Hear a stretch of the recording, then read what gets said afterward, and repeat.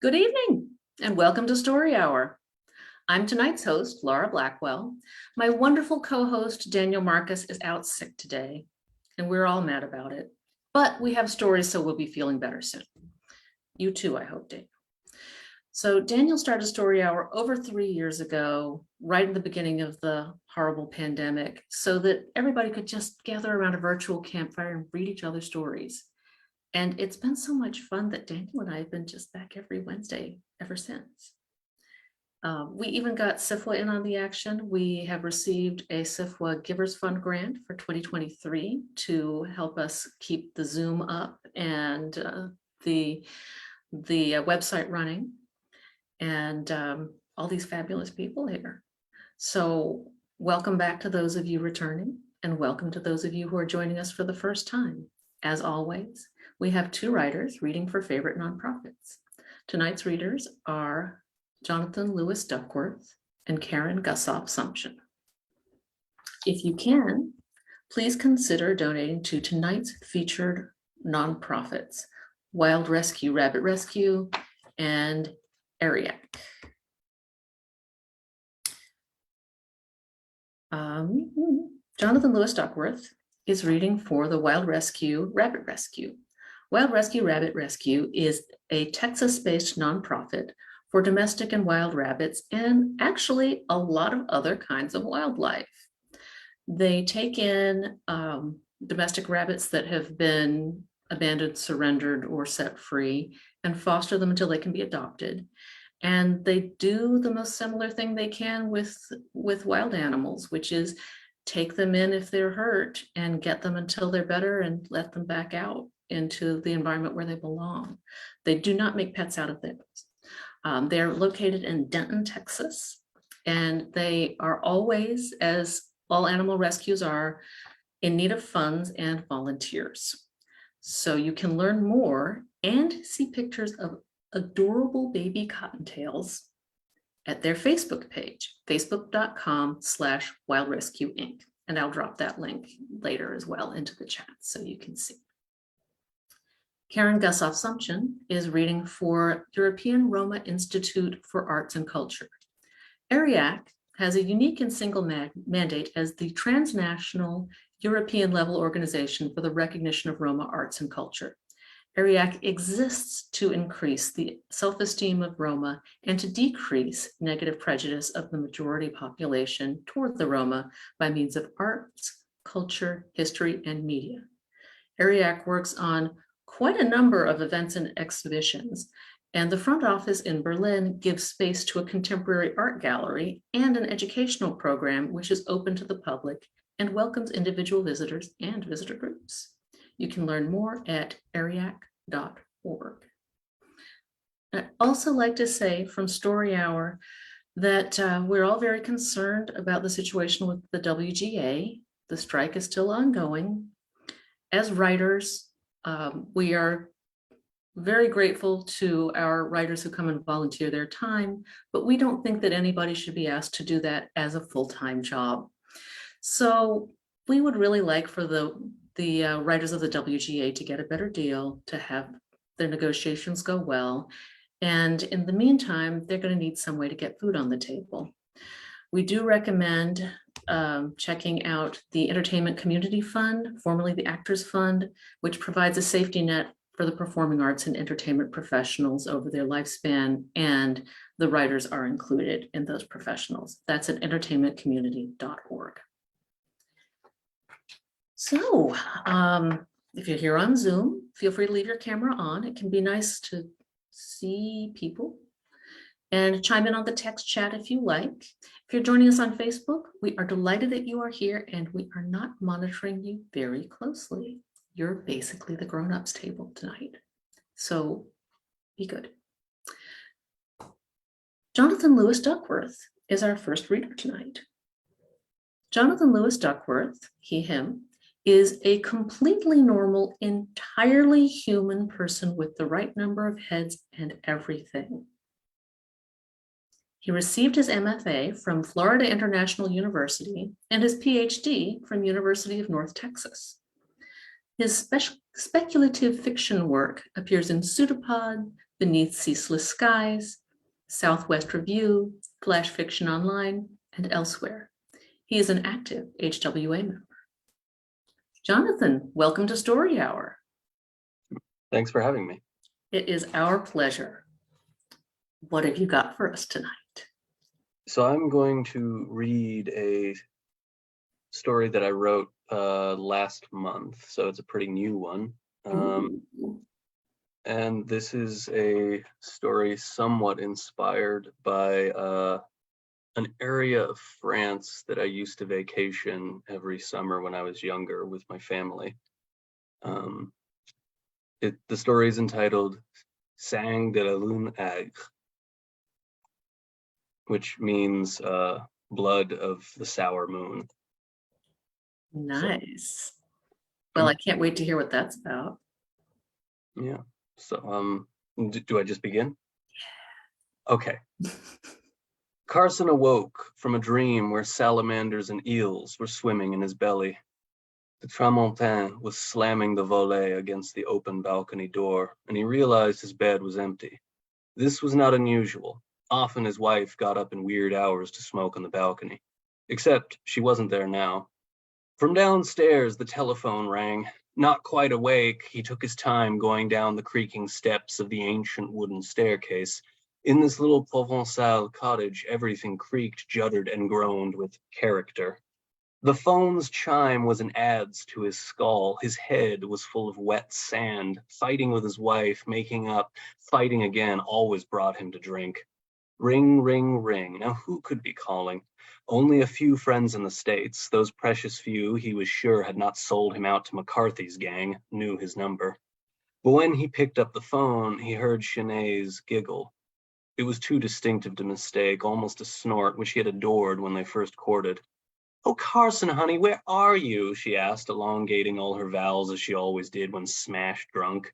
"You simply must join me down in the valley. There's a nocturnal market in the village." "Where are you calling from?" Carson asked, but even as he spoke, from the other end of the phone came an uproar of music and human voices, followed by an ear-splitting shriek from his wife that might have been a laugh, but also might not have been. The line then disconnected. A little scene break then. The moon limned the path from the cottage down the hill. Carson had put on his shoes and coat in a hurry, not even changing out of his night clothes. It was not as warm as it should have been in the summer, nor was it as cold as it might have been. The winds of the Tramontin had died off, or else returned to their roost in the Alps. No longer drowsy, his wife's final shriek, which he could not now remember as a laugh even if he tried, had roused him to a heightened alertness. The moon was full and pale. It drenched the leaves of the dark oaks and sycamores abounding in the garrigues that formed a throat around the road, and that same light electrified the quartz gravel that made up the road. Why did this moon remind him of the face of a clock? Clocks, horloge in French, reloche in the local Occitan. He found himself mouthing reloche, savoring its heft on his palate. A full-bodied word, dark and rich like sulfate-heavy wine, but also ominous. An omen was a sort of invitation, wasn't it? He had made it 1,000 paces down the street before he was arrested by a bright scream of color against the black of the garrigues. Crucified upon the branches of a crooked oak, he found the new dress he had bought for his wife as an apology just that morning in the market in Uzès. It was linen, a pale, giddy color, with a paisley and olive leaf design so popular in this region, a sundress of such short cut and light fabric as to be comfortable in the warm summer. Back in the States, it would have been mildly scandalous, which is why it was perfect for his bohemian bride. Carefully, as if the fabric were his wife herself, he removed the dress from where it had been hung and then folded it like a flag and tucked it under his arm. He did all he could not to imagine what this message could portend. At the very best, his wife was cavorting with strange men in the dark, or else dancing with the night itself in the primeval aspect of a newborn. When he saw the lights in the village, another scene break. When he saw the lights in the village in the valley, he assumed at first for a hallucination. No one lived in the little village. No one had lived there for 3 decades, since the entire population perished from the Spanish flu, as if death himself had swung his scythe over the little commune. That was the story he had heard anyway, when he and his wife collected the key to their cottage from the American businessman who had purchased the ghost village and the surrounding land after the end of the last war. They had not seen or heard from the man since. What was his name? All Carson could remember was that it rhymed with stain. Drain, was it? Since moving to their lonely hilltop home, Carson and his wife had walked through the abandoned village a few times, confirming its emptiness. But now, as Carson approached its signpost, which looked freshly painted to him, Oot, the sign read, as if he'd walked from a June night into the month of August, he beheld unequivocally in front of him teeming throngs of people moving through a marketplace. The practice of a nocturnal market, marché nocturne, was not unusual in this part of France, but it was unusual to host one in the village of the dead. But now, as Carson stumbled into the bustle and welter of the market, he did not recognize the village. Where were the broken, dusty windows, the gates rusted shut, the caved-in clay-shingled roofs, the soot pockmarks of fires built by vagabonds? The air hummed with human voices and the music of flutes. Walking amid the motile cloud of humanity, he felt ridiculous in his striped nightclothes, like a child who wanders down the staircase into a grown-up party. All around, the people haggled and hawed and guffawed and danced their strange peasant dances to the music of flutes. Their clothes were old-fashioned, he thought, reminiscent of the attire Carson could remember grown-ups wearing when he was little. But then the Provençal people were always sartorially stuck in their own peculiar mud. The further he moved down into the market, the more overwhelmed he was by the smells. Olives of 3 colors in their brine, roast chickens turning on their spits and dripping their fat into troughs where little potatoes fried in the pooled schmaltz, oils from local lavender and rosemary percolating in stills, the ripened armpits of the dancing youths, and the sour pall rising from pipes clenched in aged yellow teeth. In the midst of this sensory deluge, his eye strayed upon the beautiful face of an auburn-haired nymph in a scarlet dress, the flautist who played the strange Dionysian music that seemed the market's atonal heartbeat. Only by great force of will did he tear his attention away from her lips like the flesh of a cut fig and her eyes like moss. She reminded him paradoxically of his home country through her Arcadian abnegation of its imminent modernity. He was always trying not to think of home, and thus always did. America, who had punished and exiled him for imagined crimes and overlooked the real sins he had committed. He had been respected in his field until he was suddenly a dirty red, when the truth was he had never been as good as some supposed, or as awful as they now believed. He was largely boring and unimpressive, like almost every other man he'd known or read about. Concussed by spectacle, he puttered around asking in his poor French for where he might find a telephone, reasoning that if he could not find the telephone she'd call from, he might find Chienet. But those few who deigned to answer him replied in Occitan or Provençal, which he had little facility for.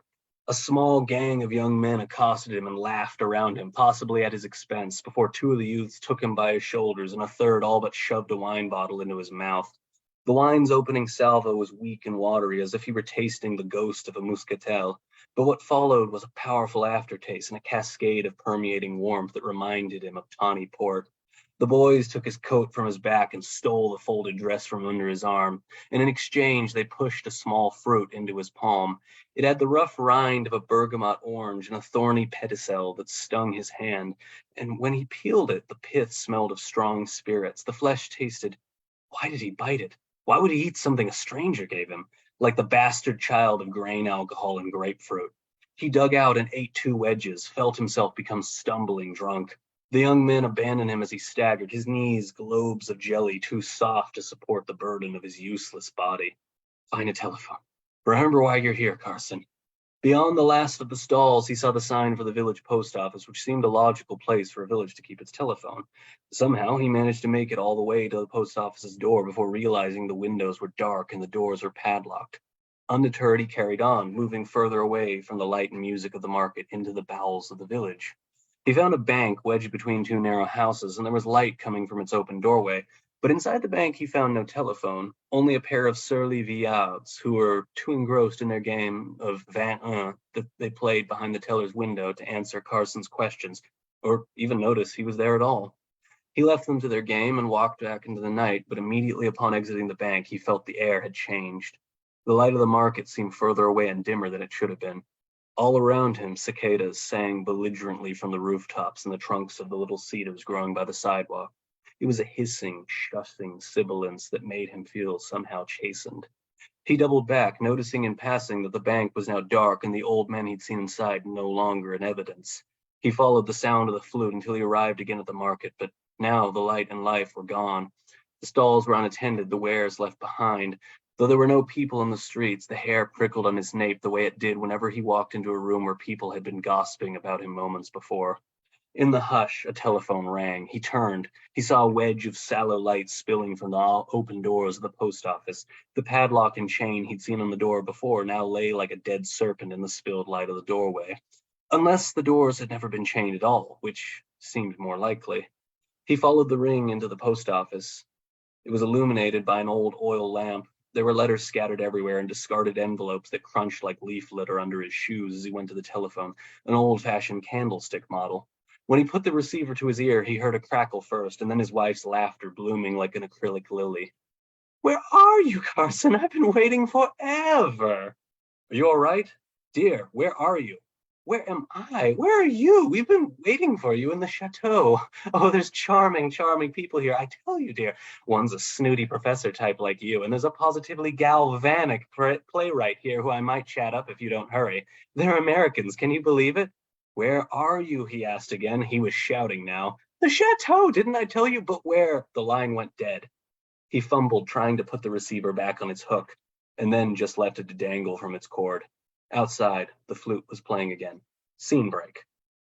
He found the flautist alone, the moonlight dripping from her silver flute. She sat on the edge of a stone balustrade, overlooking the ravine that plunged into a barren vineyard below the village.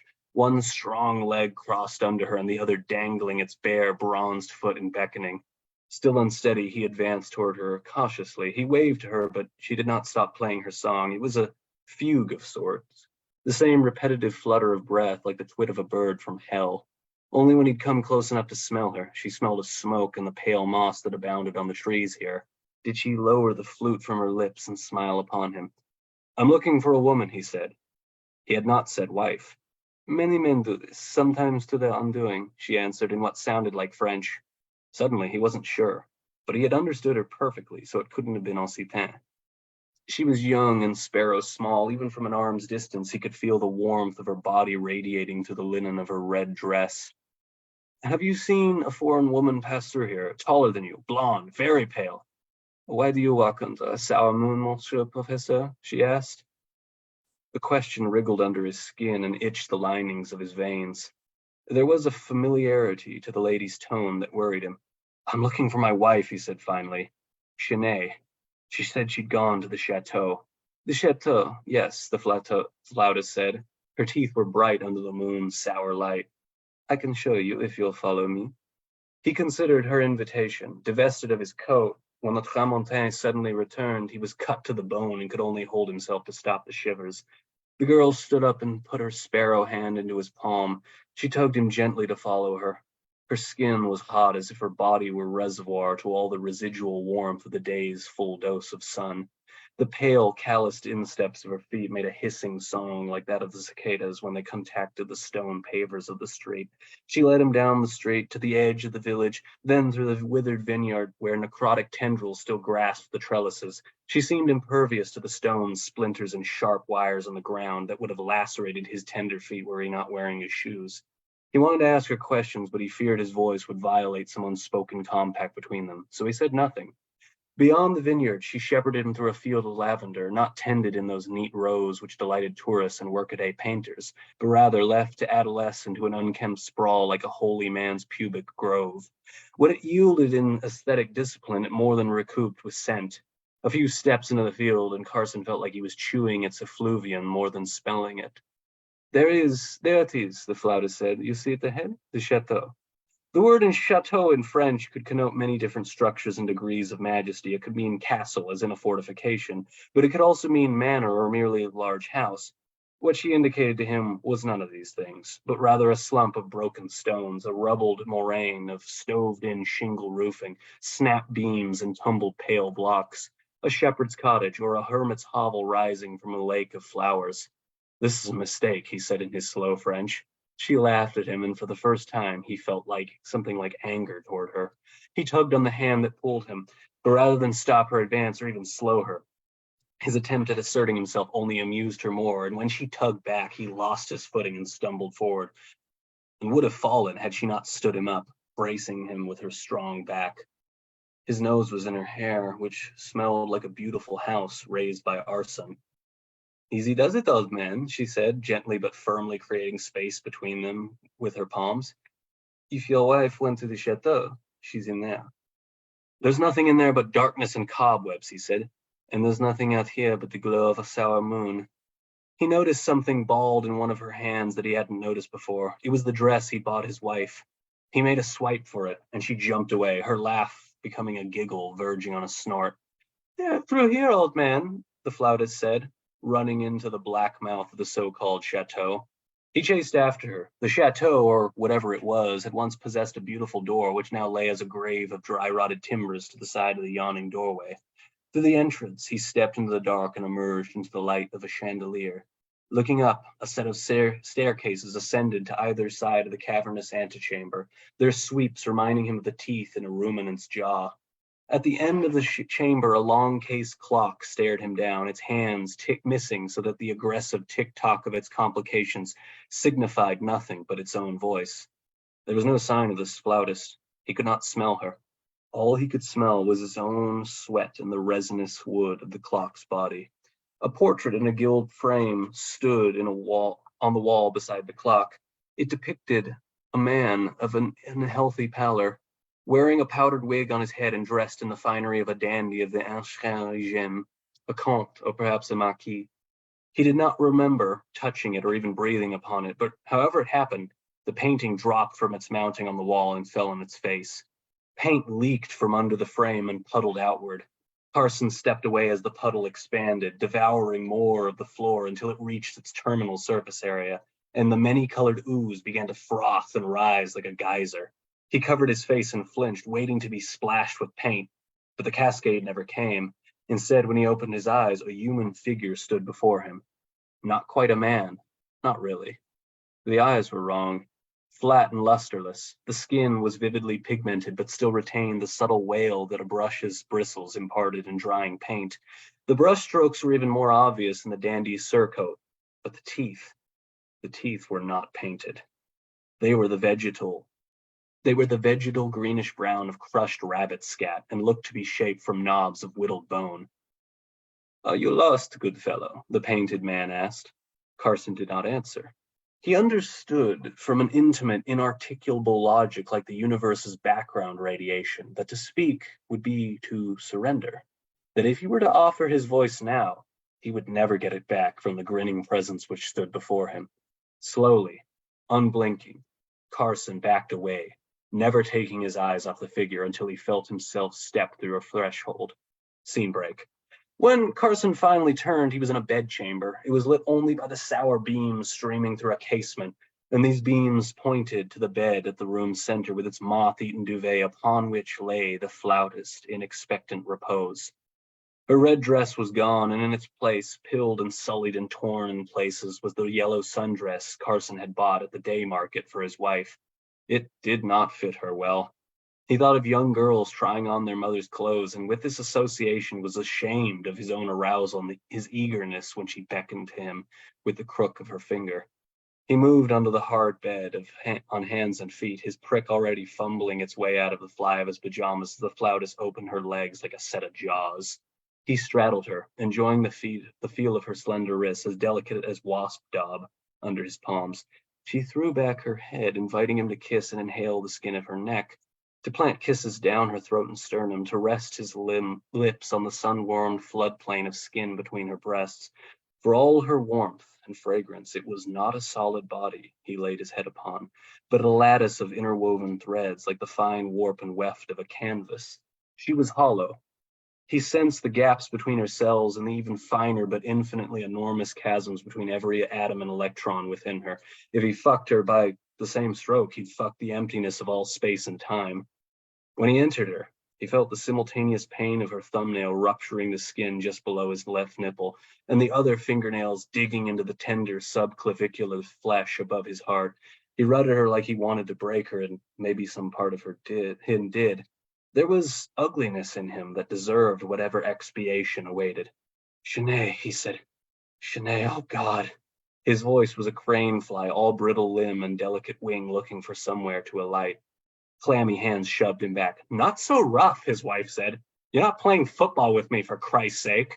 The flautist was gone, or had never been there.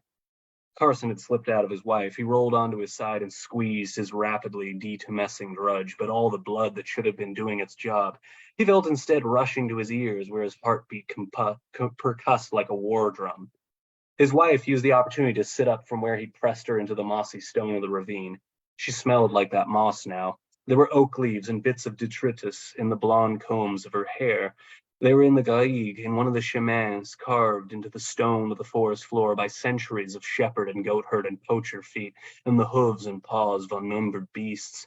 He had chased her here under the sour moonlight while she'd giggled and challenged her old man to catch up. Don't get me wrong, it wasn't bad, she said. When you handle me like that, well, it drives me positively wild. But look at my back, darling. He did not notice the wound at first, too taken by the striking Wagner-esque figure she cut against the stone and vegetation. She was no sparrow. She was tall and thick of wrist and ankle, and yet he remembered she was still tender. One of the stones had cut her back and drawn blood. Suffused with remorse, he held her to him and kissed the wound until he felt her soften in his embrace. Darling, you called me her name during. Did I? He asked. Yes. You called me Sinead. Cicada susurrus and the rustling branches mortared the caesura that had fallen between them.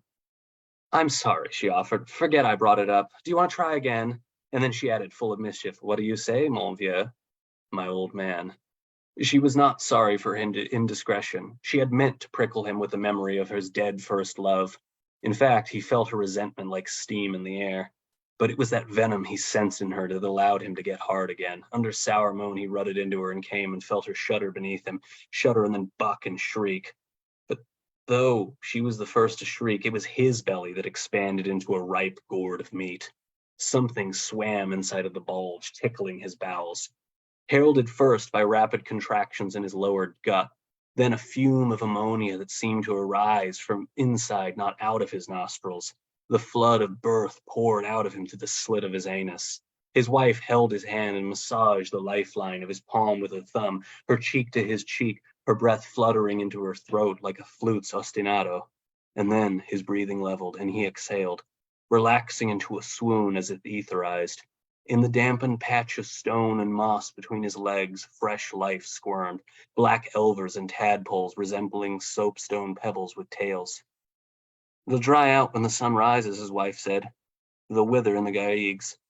Some will desiccate, he agreed, but some will find the river. There was no river. He'd only said something so as not to give death the final word. And that's the end. Well, that was amazing. You're going to have to tell me where I can find that later, okay? Because I'm going to want to read it with my eyeballs too. It is not found anywhere, but I could send you a copy. Okay, thank you. It needs an eyeball read. Yeah. Although the ear read was very good too.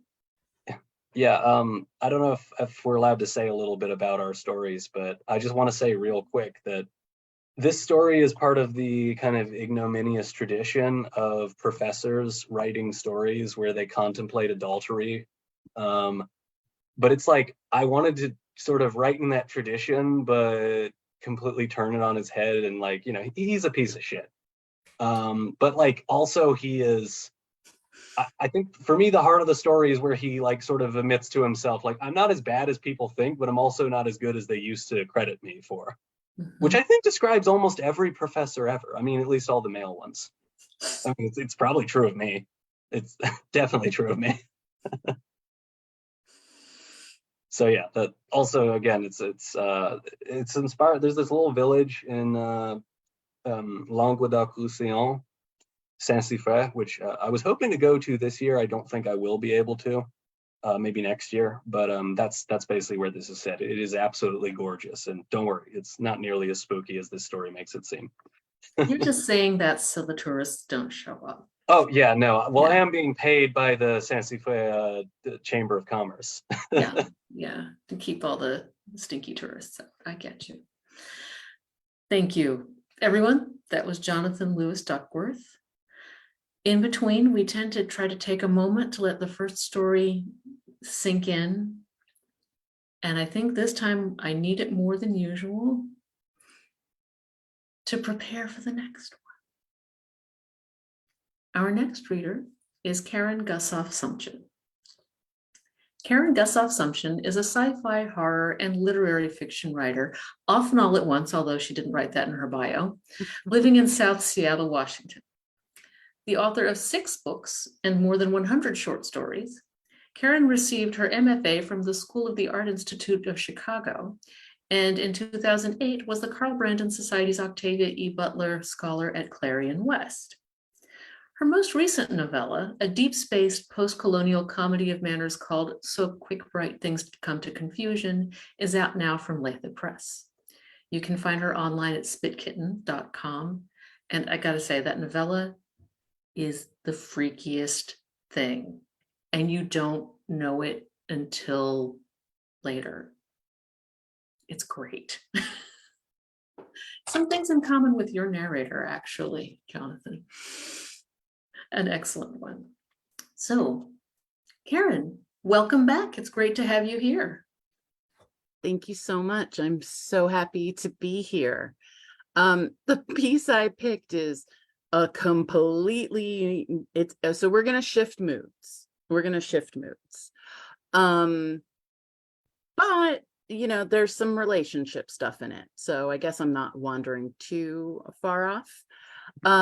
We didn't just ask a little you bit to of collude.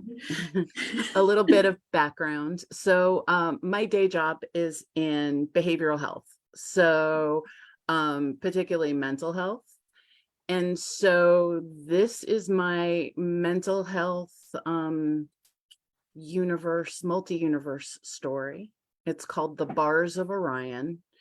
It originally came out in Interzone a while ago, 2014. Yeah, 2014. But yeah, I will just launch into it. So The Bars of Orion. Session 1. In this universe, they called it post-traumatic stress disorder. In this universe, the treatment was drugs or prolonged exposure or cognitive therapy or eye movement reprocessing. In his universe, they called it consequent distress condition. Blankenship didn't know how it was treated. In his universe, he didn't have it. The therapist called him in from the waiting room. "Mr. Blankenship?" she asked. And when he stood, she said, "I'm Dr. Reed." One would think in a city the size of Seattle, this one or the other, Blankenship wouldn't keep running into people he knew. In his Seattle, Reed's name was Meridian. In this universe, couples took on one or the other's family name. In his universe, you made a whole new name, like Blankenship. Here, the other Blankenship was named Ferguson. And his wife, Zora Blankenship, was still alive and married to someone else. She was called Zora Graham. Blankenship followed Dr. Reed into her office. She motioned for him to pick a seat from the ring of chairs and then sat directly opposite him. Blankenship knew he couldn't stay in this Seattle much longer, but it made Tibby comfortable because it was familiar. So they stayed. Blankenship would do anything for his daughter, including combing his hair differently as he could, and meeting people he already knew. He'd do anything for Tibby, his beautiful, brilliant, funny Tibby. And if other universes were more like this one than their old one, she was truly one of a kind. Forgive me, Dr. Blankenship. You look so much like an acquaintance of mine, Dr. Reed said. You have a brother? Blankenship shook his head. Only child, but they say everyone has a twin. They say that, right? Right. Dr. Reed sat back in her chair. It was a signal he should also relax. Today, she said, we're just going to talk, get to know each other. She looked down at the notes on her lap. So you live with your daughter? She's 13, he said. A wonderful, tough age. She's everything. Blankenship ached as he said that. Dr. Reed glanced again at her notes. You live in a motel. How long have you been there? Since it happened. Blankenship ached again, but in a different place in his stomach. He swallowed it down. This treatment was supposed to help this go away, not rise. It rose just fine on its own. It's an extended stay motel, he added. Do you want to talk about it a little? Dr. Reed blinked. The incident, I mean, not the motel. Of course, we can talk about anything you want. She leaned closer. But the incident, your target, as we call it, that's why we're here, right? Blankenship closed his eyes. He didn't want to look at Reed or Meridian or anyone when he said it. My universe exploded. He opened his eyes. Nothing had changed. The motel is comfortable. It's just like a little apartment. Their first house was small, a white wood cottage. Zora said inside reminded her of a boat, a cozy little boat. That was why they took on Blankenship. He suddenly felt exposed.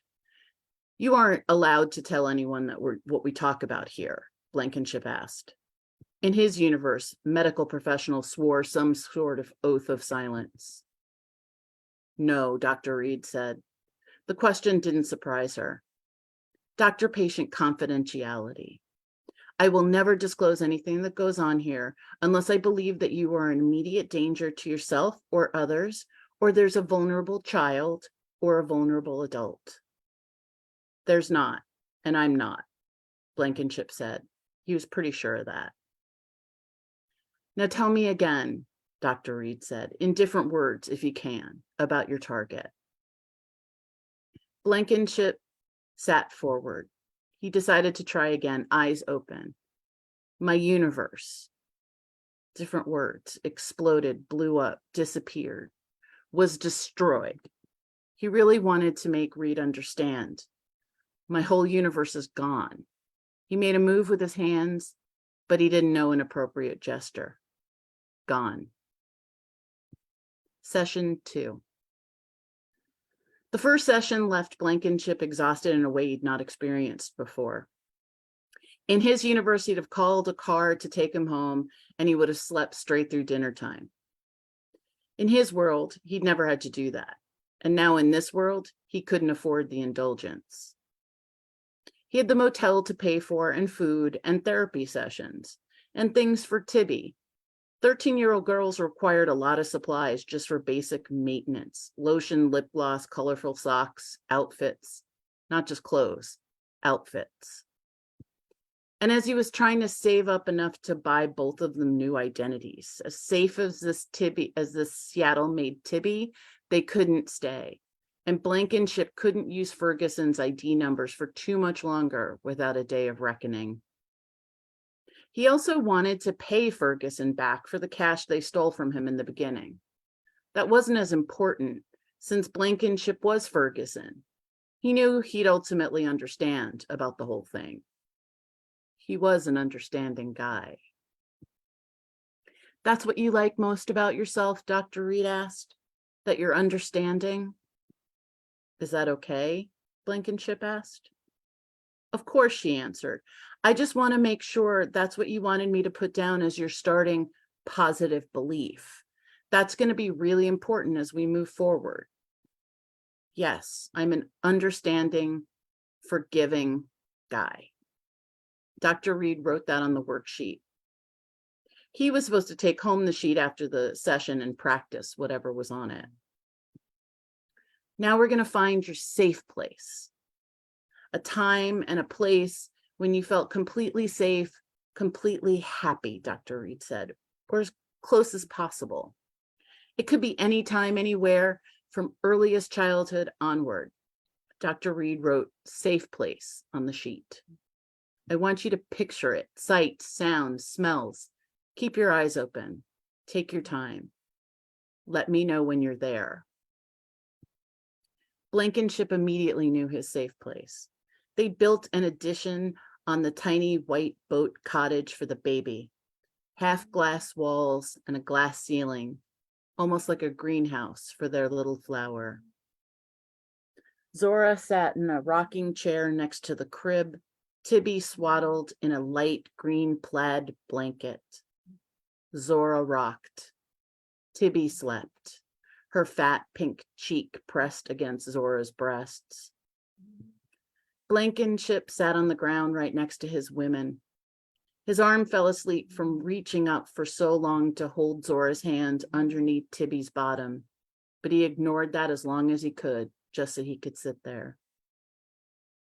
Fat raindrops tapped the glass roof like fingers, not to be let inside, but just to let them know that they were there. They were everywhere, watching out for the three of them. I see it, he says, my safe place.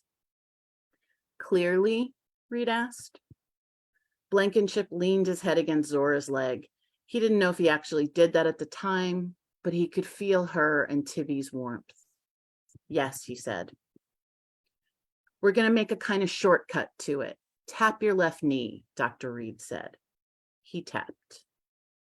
Whenever you tap your knee there, you're going to call up that safe place. You will be there, Dr. Reed said. Now, be here. Look at me. Okay, he said. He immediately wanted to tap his knee again. Tell me about something else. Tell me about your work. I used to be a film critic, he said. Now I'm a bookkeeper. Money in this universe was made of paper and metal coins, but math was the same. What's your favorite movie? She asked. He didn't know what to say. All the films in this universe were different. Then he realized it didn't matter. Just like in his universe, there were so many films he could just say anything. It wouldn't be unusual if Dr. Reed had never heard of it. The Berry, he said. In his universe, that was a well-known and award-winning documentary. Good, she said. She paused, then said, tap your knee. He tapped. He heard Tibby take a breath, the kind that signaled she was about to cry.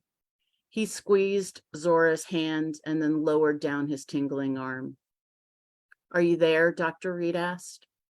I am. Good, she said. Excellent. Let's move on. Session 3. Dr. Reed wore a scarf with a distracting print. The way he had to hold his head so his neck wouldn't shoot pains kept him staring right at it. Dr. Reed asked him about himself and then about some other things. The scarf bothered Blankenship. He really couldn't focus until he heard his daughter's name. What? He asked. How is Tibby coping with everything? Dr. Reed repeated.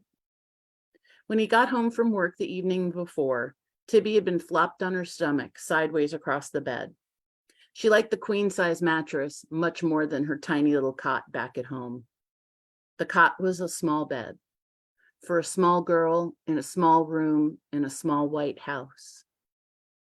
She rolled over as Blankenship locked the door behind him. Hello, precious, he said. How was school? Hi, Baba, she said. When are we going to find a real apartment?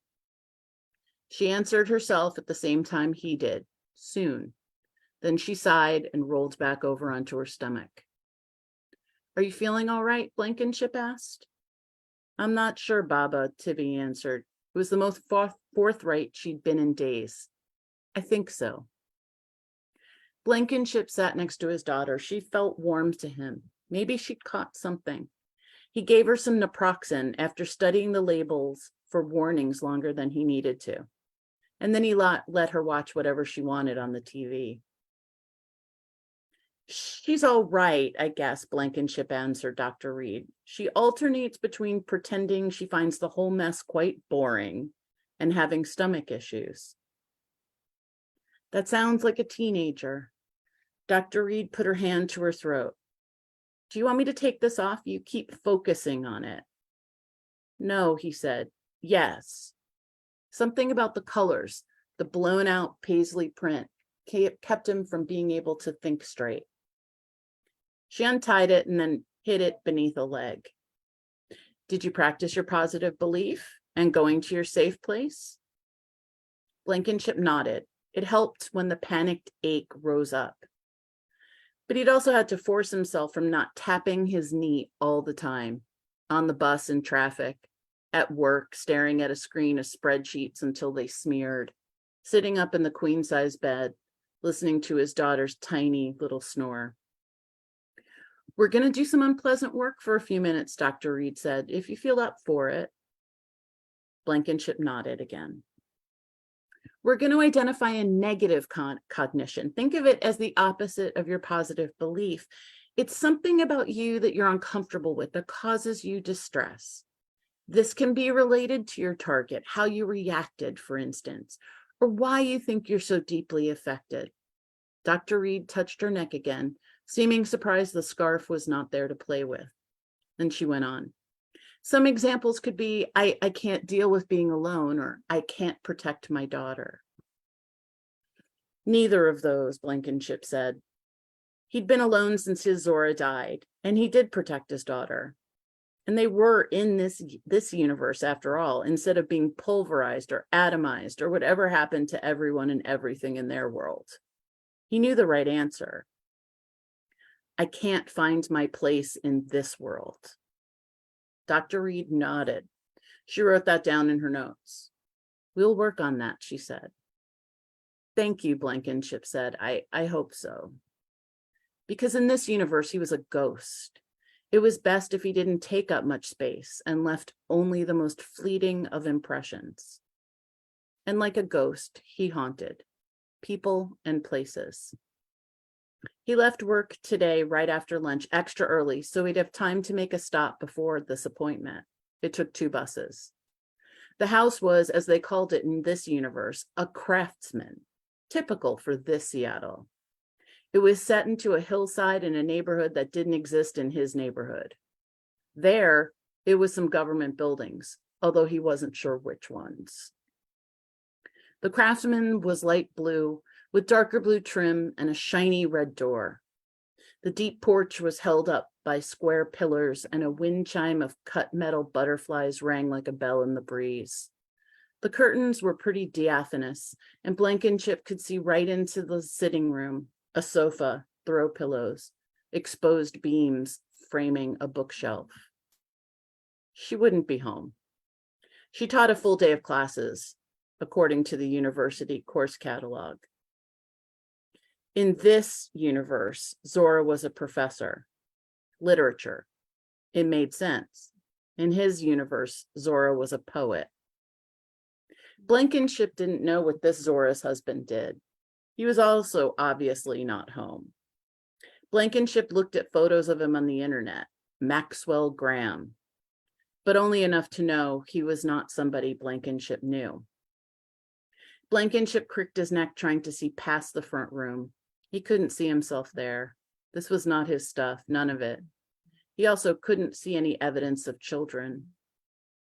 On the 2 bus rides back to the appointment, he looked down on his feet on the floor, ashamed. He felt like he'd done something, not criminal, but dirty somehow. He wouldn't meet anyone's eyes, and he wouldn't allow himself the relief of rubbing the side of his neck. That's why we're here, Dr. Reed said. Blankenship dug his knuckles into the sore lump. It throbbed with a life of its own. Session 4. The ring of chairs was gone, replaced with 2 wide-armed wingbacks. Blankenship was glad. These were more comfortable, and the circle always made him half expect a group to show up around him. Would you say you're practiced at going to your safe place? Dr. Reed asked. I'd like to try to move on to your target today, if we can. I am, he said. Let's try. Dr. Reed pulled a thin wand out and held it up. She pushed a small button on one end, and a blue LED light creeped across the wand back and forth. Are these lights too bright to focus on? She asked. They're okay. The color reminded him of holiday lights. As you talk and think about and picture your target, I want you to follow the light back and forth. Blink whenever you need to. Are you hypnotizing me? Blankenship felt nervous again, like he had on the first day. He was here to process what happened, sure, but he didn't need to go blurting out how he stole money, even if it was from himself, or how he went to his wife, not wife's house. No, not at all. Reed explained something about changing the way he stored memories, affecting his neural pathways. Imagine the event if you can. Place yourself there, Dr. Reed said. Blankenship watched the lights. He was impressed at Dr. Reed's arm strength, how she could hold that wand out already for so long without shaking. If it gets too much, just tap your knee and go to your safe place, she said. But imagine the target. Imagine it now. Call it up in your mind. Blankenship didn't think of the explosion. Instead, he remembered appearing in this universe. Tattered, bloody. Onlookers thought he was attacking Tibby, and it wasn't until they pulled him off that they realized he was shielding her. Someone called emergency services. Tibby didn't understand what had happened, and Blankenship couldn't say it yet, so the paramedics and police filled in the blanks. The social worker couldn't find him under Blankenship, but found a Seth Ferguson. His face matched the license photo. They found no records at all for Tibby, but that didn't concern them since she was only 13. She won't actually need her social till she gets her first job, the social worker told him, but it's not a bad idea to get it soon. He nodded. He had no idea what she was talking about. Doctors treated them, and then an off-duty fireman dropped them off at Ferguson's house. This universe offered them one immediate kindness. Ferguson was not home. What's come up? Dr. Reed asked. How do you feel? I feel horrible, Blankenship whispered. On a scale of 0 being fine and 10 being the worst you've ever felt. A 6, he said. He fit in Ferguson's clothes. Tibby helped her father fold some clothes into a suitcase from the back of the hall closet. Ferguson, like Blankenship, had an emergency fund stuffed inside a hollowed out book. It just took 3 shelves before Blankenship found it. Neither he nor Tibby knew how much a stack of paper that size was worth in this universe. Turned out it was enough for a nice motel and food and a few outfits for Tibby until he found a job. Talk to me, Blankenship, Dr. Reed said. I used to be a film critic, he said, but in this universe, I haven't seen any of the films. I lied to become a bookkeeper because math is the same. The light seemed to move faster and faster, but he knew it was his imagination. There's another me here, and my wife is married to someone else. Good, Reed said. Then Blankenship touched his knee. Session 5. The receptionist explained that Dr. Reed was running a few minutes behind, and did he mind sitting and waiting? He didn't mind. He signed in and sat down. The receptionist was new. She had the ombre hair, stylish in this universe, shaded dark at the roots down to light blonde at the tips. Tibby had already begged him to let her dye her hair like that. Your hair is pretty, Blankenship told the receptionist. My daughter wants her hair just like it. The receptionist pulled up a few strands and frowned at it. This? It's a bad bleach job growing out. Then she smiled at Blankenship. Thanks anyway. Blankenship sat. He had no interest in the magazines, so he bobbed his leg in time to the background music. The song had twangy, stuttering guitars, a simple melody moving up and down the scales. Consequent notes, it was called in his universe. Consequent, like the disease. consequent distress condition, post-traumatic stress disorder. The receptionist tunelessly sang along. You said I love you like the stars above. She sang la la la movie song. What song is this? Blankenship asked after a line about how love songs were supposed to be. She seemed embarrassed to realize he'd been listening. Oh, this guy I just started seeing made me a mix. It has a lot of old stuff on it. She held up her phone and stroked the little screen. Let me see. Oh, yeah, it's Romeo and Juliet by Dire Straits. I like it, Blankenship said. It's really sad. And romantic, the receptionist said, just like Romeo and Juliet. Who were they? Blankenship asked. The receptionist laughed and then shut up, as if she first thought he was kidding. And then she tucked her shaded hair behind one ear, eyes wide. You never had to read Romeo and Juliet? Blankenship shook his head. Now he was embarrassed. It was apparently basic knowledge in this universe. You're the first person I've ever met who wasn't forced to read any Shakespeare, she said. It's about two lovers. Very sad, very romantic. Blankenship wanted to hear the song again, but the receptionist already thought he was strange, and she didn't turn on any more music. He wished he had a pen and paper to write some notes. Romeo and Juliet, Dire Straits, Shakespeare. He repeated them to himself. Dire Straits, Shakespeare, Romeo and Juliet. After a few minutes of that, Blankenship stood up. You know, he said, I need to get back to work. Please tell Dr. Reed I'll call to reschedule. Are you sure? The receptionist asked. I'm sure she'll be here any minute. Just let her know I'll reschedule. Shakespeare, Romeo and Juliet, Dire Straits. He held up his hand and tried not to run out of the waiting room. The medical complex was one of many in this Pill Hill area, on the edge of a hip, young neighborhood in the Seattle, Capitol Hill. After quizzing a few kids that looked no more than Tibby's age, but in scrubs and stethoscopes holding coffees, one pointed Blankenship towards a music store. The store clerk's face was littered with acne and disorganized facial hairs, but it wasn't unkind. I'm looking for a song, Blankenship told him. It's Romany and Julius by Dire Shakespeare, he said. It didn't sound right, but the clerk nodded. In classics, he said. And then after Blankenship didn't move, the clerk led him there, rifled through some skinny plastic cases and handed him one. It had a blank red cover, but Blankenship didn't question it. He let the kid lead him back to the register, take his paper money, hand him back a few coins, and then thank him. Inside the skinny plastic box was a silver disc. In the sunlight, it reflected the light like a prism. It was beautiful.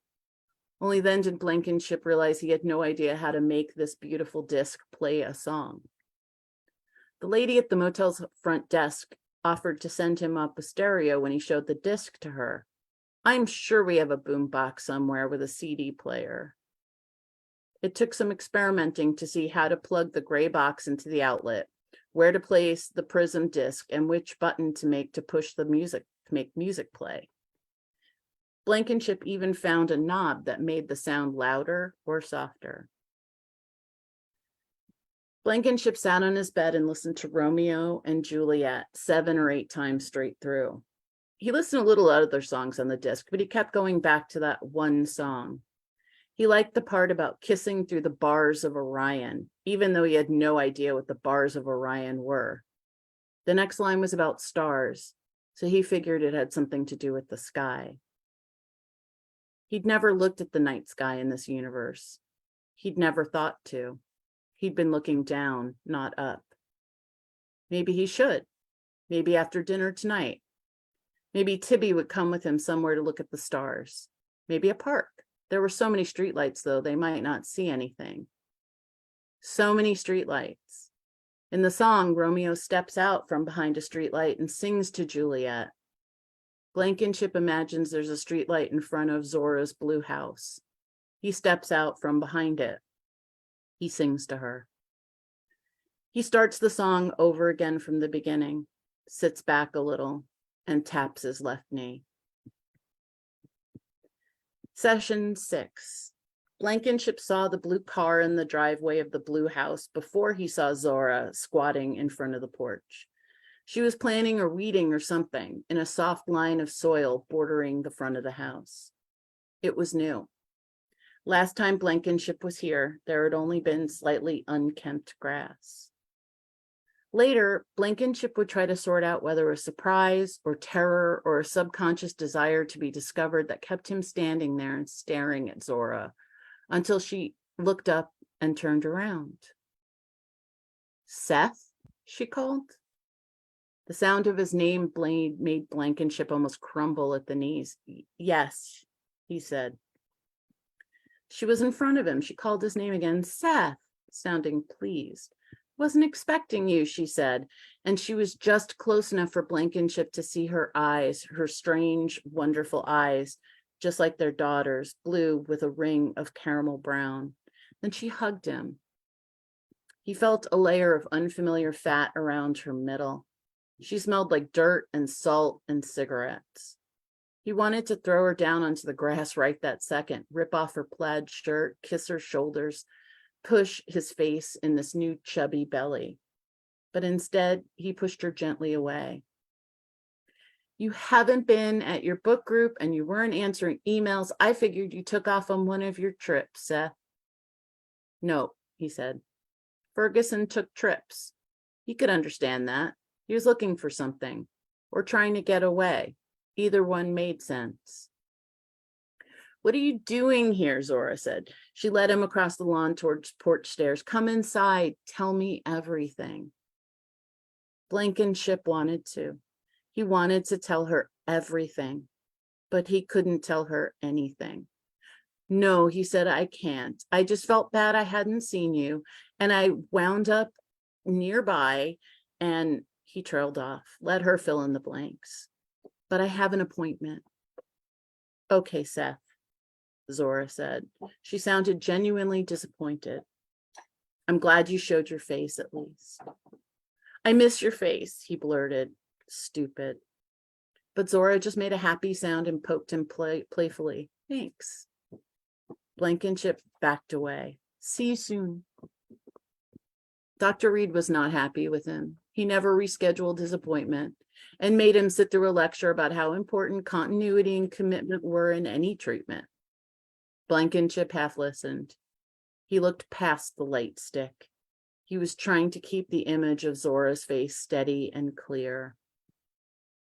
"I miss my wife's face," he said. "Tell me about her," Dr. Reed said. "Tell me about the last time you saw her." "Her funeral," he said. It was only half a lie, since the Zora he saw today had never been his wife. Then he suddenly put something together. "Your scarf," he said. "The one that you didn't like?" Dr. Reed asked. "It's not that I didn't like it," he started. It was, he realized, just like Zora's veil. In the coffin, her face was covered, as dictated by tradition, with a painted silk veil. Most people had loved ones paint a veil for them after they die, but Zora had wanted them to paint their own. She'd painted hers in bright colors, with a pattern like a tadpole, a symbol in his universe of life and new beginnings. It was garish. "By the time this actually drapes me," his Zora had said, "the colors will have muted down." But they hadn't. Zora's veil was as distracting as Dr. Reed's scarf. "That's a beautiful tradition," Dr. Reed said. "Are you there right now, at the funeral?" "Yes," he said. He felt Tibby next to him. She just had a growth spurt, but was not tall enough to see in the coffin. Blankenship reached out to his wife, something he hadn't actually done that day, and pulled off her veil. He looked at her face. He couldn't tell if it was his Zora or the Zora he saw today. The ache rose and almost choked him. His Zora died and now didn't exist. "My wife is gone from us forever," he said to the light stick. Dr. Reed lowered the light. "It's fine to be sad," she said. You should be sad about that. He hadn't told Tibby yet that there was a Zora in this universe. He never wanted to tell her. Maybe we just need to forget, start over somewhere else. You haven't been able to even look at what happened to you yet, Dr. Reed said. She leaned forward, ready to tap his knee. Do you need your safe place? No, he said, I think I'm all right. That's wonderful to Mr. Blankenship, Dr. Reed said. I think we made some real progress today. Session 7. Tibby stayed home from school, so he stayed home from work, but she wouldn't let him miss his therapy appointment. I'll be okay, Baba, she said from her bed. Are you eating junk? No, she said, I'm eating okay. I'm eating what you eat. It's stress then. He sat down next to his daughter and stroked her hair. She laid his head in his lap like she did when she was little. Maybe staying here isn't a good idea. He knew it wasn't, but he wanted to introduce the idea gently to her. She'd weathered so much already. We could start over any place you want. Tibby opened her blue and brown eyes and blinked at him. None of them are home, though. I know, he said. Tibby let him pet her hair a few more times. Then she rolled over onto her stomach and stuck out her long birdie legs. She had Zora's eyes and Zora's body. It's okay, Baba, we're lucky. We could have ended up in a place with no gravity or sunlight. There are an infinite number of multiverses. We could have ended up nowhere at all. Where'd you hear about all that? He asked. Multiverses. I read about them at school, she said. I looked it up in the library. She turned her face into the pillow. Her hair, just like his hair, reddish, brownish, like the bark of a tree, spread on the pillow. She was muffled, but Blankenship could still hear. We're awful lucky. Blankenship resigned to patting his daughter on the shoulder. We sure are, precious, he said. We sure are. Now sip your soda. He bought her a few cans of soda and was letting them go warm and flat. I'll be back in a few hours. He stood up. Bring me those multiverse books when you get a chance. I'd like to see them. Okay, Baba, Tibby said in the pillow. A slim box lay on his chair when he got to his appointment. He sat down and turned it over in his hands. It's for you, she said. He was afraid of it for some reason and said so. I help people pick open their lives, Reed explained. I've seen how powerful, meaningful coincidences are. Inside, wrapped in a sheet of tissue paper, was Dr. Reed's distracting scarf, Zora's death veil. He pulled it out and held it open. You said you and your daughter had nothing from your old life, Dr. Reed explained. Thank you, he said. He didn't know what else to say, so he didn't say anything else. He balled the scarf into a hand and then stuffed the hand in his pocket. He squeezed it. He felt better and worse. Tell me what you're feeling, Dr. Reed said. I feel happy, Blankenship said, and sadder than ever. I feel confused and lost. The silk of the scarf was cool and slippery, more lost than ever. Like you still don't know your place? He nodded. He longed suddenly for the light stick, something to focus on besides Dr. Reed's face. He was seeing her now as Evelyn Meridian, the psychiatric researcher that lived next door to their little white cottage. In his universe, her wife's name was Rita. Rita was a painter. She and Zora had been good friends. They'd collaborated on a few illustrated poems before Zora's car accident. Evelyn and Rita had been over the house for dinner so many times. They watched Tibby so he and Zora could have nights out. He closed his eyes. What do you think will help you find your place? Evelyn Meridian, Dr. Reed asked. Dr. Reed gave him, session 8. Dr. Reed gave him more homework. Not a worksheet, though, and not to practice going to a safe place in his mind. She wanted him to visit places, real places, which meant something to him. No place in this universe really did.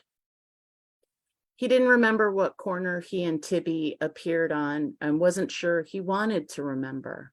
He passed the hospital where they were treated on his way to therapy, and they still lived at the motel. The metal workers union hall where he worked didn't feel particularly special, except that he spent 30 hours a week there. And Tibby rarely wanted to eat at the same restaurant twice, but instead try everything in this Seattle. That left Ferguson's. Ferguson had just come home and Blankenship walked up. His car, a black sporty looking deal, Blankenship approved, was in the driveway with the trunk open, and Ferguson was ferrying packages back and forth into his kitchen. Blankenship watched him for a while. Like he expected, Ferguson ignored him. Then Blankenship took the long way to his appointment. I didn't know what to say to him, Blankenship told Dr. Reed. To yourself, she said. She still thought this was all a metaphor. To this myself, he said. Dr. Reed just started up the light stick when the receptionist with the ombre hair knocked firmly on the office door, then stuck her head all the way into the neck. I'm sorry to disturb your session, Dr. Reed, but there's a phone call for Mr. Blankenship. It's his daughter's school. Blankenship's field of vision narrowed to a tube. The phone at the front desk was warm, the mouthpiece a little damp. He made a hello sound. Mr. Blankenship, this is Annie Tompkins. I'm the nurse at Seward Middle School. Your daughter's having severe abdominal pain, so we've called an ambulance. Do you have a hospital preference? He said the hospital where they'd first been treated. It was the only one he knew by name, and it was just around the corner. He was surprised he didn't scream. I'll meet you there, he said, and then hung up. Dr. Reed took one look at his face. Mary, she said to the receptionist, cancel my afternoon appointments. She stepped forward and took Blankenship firmly by the arm. It was something Evelyn Meridian would do. I'm going with you. The hospital was a blur. Emergency directed them to pediatrics, and then pediatrics had them sit in the waiting room. The walls were painted with colorful animals, ostensibly to cheer up the children in the ward. But the artist hadn't paid much attention to the animals' eyes. Some were wall-eyed or cross-eyed. Others seemed to be staring off into a distance at nothing at all. Blankenship didn't know how long they sat there until a physician came out, clipboard, white coat, and all, and called Blankenship's name. He took them into a small office. One wall was lined with stuffed animals in improbable colors, raccoons, bears, cats, even an armadillo. They all watched Blankenship with shiny, sharp glass eyes. He didn't know which was worse, the animals on the mural or these. Tibby has autosomal dominant polycystic kidney disease, the doctor said. It's genetic. Have you or your wife ever been diagnosed? Blankenship shook his head. It only takes one gene, he said. Sometimes there are no symptoms at all. Is she okay, he asked. The doctor nodded. She'll need treatment. I have forms for you to sign. We'd like to give her dialysis today. But she'll be okay, he asked. She'll need to eat a special diet, drink more water than she has, regular dialysis, and she'll need to be monitored. The doctor held out a paper with numbers on it. Her GFR is high. GFR? That measures renal function, the doctor explained. Is there a cure? Dr. Reed asked. No, the doctor said, there's no cure, but we'd like to start testing today to see if either of you are a donor match. The doctor leaned in. I know it's a lot to take in, but we should have everything set up in case she needs a new kidney, and living donors are preferable to cadavers. I'm her father, Blankenship said. Why wouldn't I be a match? Some relatives aren't, the doctor explained. Tissue, blood type, immune function can be tricky, but one of you should be a good candidate. He thought Dr. Reed was Zora. This isn't her mother, Blankenship explained. But I'd like to be tested anyway, Dr. Reed said. I'm a friend of the family. Can I see her? Blankenship asked. He wanted to see his daughter immediately. He wanted to see her eyes, Zora's eyes, and get away from all these blank animals. Of course, the doctor said. He led them down a hallway. Dr. Reed stood outside as Blankenship went in. Tibby looked so small, lost on the hospital bed.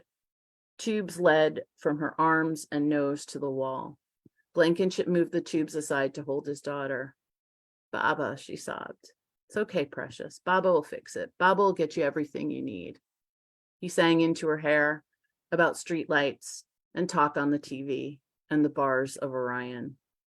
They hadn't noticed that Dr. Reed came in and sat down. What are the bars of Orion? Tibby asked. She wiped her eyes on a corner of the sheet. Orion's a constellation, Dr. Reed said. Tibby looked at Dr. Reed. Evelyn? She asked. Her mouth fell open. Dr. Reed raised her eyebrows at being called Evelyn. Hello, Tibby, she said. I've heard a lot about you too. Session 9. He wasn't a good match. Neither was Dr. Reed.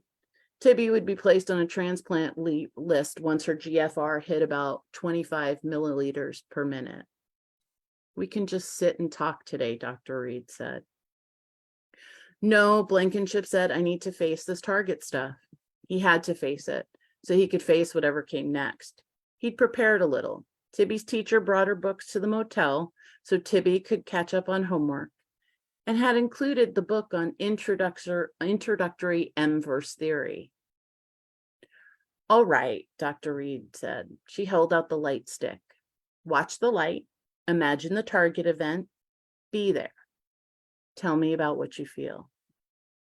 It'd been a regular day. Blankenship always imagined that the end of the world, the end of the universe, would have some sort of sign, a warning at least. The sky was clear, and Tibby was late for school as usual. He had a deadline that afternoon for a review on a movie he couldn't even remember the plot of right after watching, much less now. So he had the time to walk Tibby to school, which he wasn't crazy about, but allowed him to do, as long as he peeled off a block from the edge of the ball field. They walked, talked about something, then something else. Then he offered to help Tibby hold her enormous school bag at least once. But then he got a chill, and she must have too, because she didn't shake off his hand. The sky turned black in an instant, not black like night, but black like wrong. The sidewalk rolled beneath them like a wave of water. He thought it was an earthquake, or the long dormant volcano they called Mount Bidel had come to life. He jumped on his daughter. He knocked her onto the ground and folded himself around her. He covered as much of her as he could. She screamed into his chest, and he held onto the top of her head. Wind whipped dust, then gravel, then straight up debris, which bounded and scraped his back. It carried away her school bag. He looked up only once. He looked up to see all the houses on the street, the yards, the sidewalks, street lights, everything break and fold and then disappear, leaving only gray smoke. He looked up to see everything swallowed, and then he turned his face into his daughter's hair and waited for them to be taken too. But they weren't. The wind turned down to a breeze. The crashing turned to car horns, a distant drilling, and the swishing of legs around them. He stayed over his daughter until they were shouted at, then pulled apart. Somebody called emergency services. They filled in the blanks. Father and daughter attacked, beaten, mugged, left on a street corner. He and Tibby were placed into an ambulance. Blankenship held out the book to Dr. Reed. Everything that exists and can exist exists in some possible universe, he quoted from the first chapter. Our universe was destroyed, and we wound up in this one. She turned off the light stick and took the book from him. I don't know why, he said. You don't know your place, she said. She seemed to understand now what he meant. Exactly. I don't know what I'm supposed to do. Evelyn Reed placed the light stick on top of the book. Your place is with your daughter. You're supposed to be here for her, to do whatever it takes. Blankenship felt inside his pocket for the scarf. He'd carried it with him ever since Dr. Reed first gave it to him. He wasn't a match, but her mother might be. He thought of the blue house and the blue car. the loose dirt and the unfamiliar ring of fat. He thought how she called him Seth and the flutter in his stomach when she said it. He thought of her eyes, his daughter's eyes, blue and brown. But he tried not to plan what he would say. He'd hold up the scarf like some sort of proof. He paid the cab driver. The speed was worth the indulgence. He stood in front of the shiny red door. He reached out, then pulled back. He'd do anything for Tibby. Whether he had a future in this universe mattered less than if she did. He balled the scarf in his fist, and then he knocked.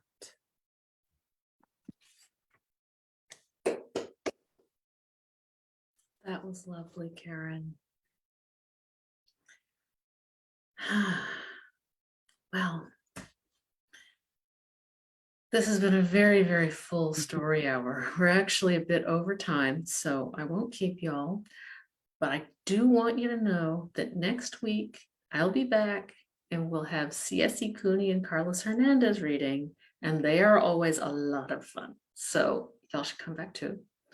And I hope that Daniel will be back next week as well. Caren, Jonathan, thank you both so much for sharing your stories with us. This has been really wonderful.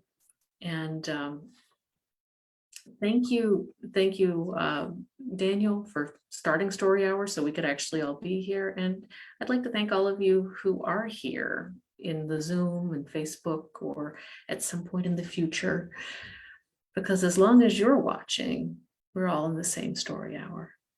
Good night.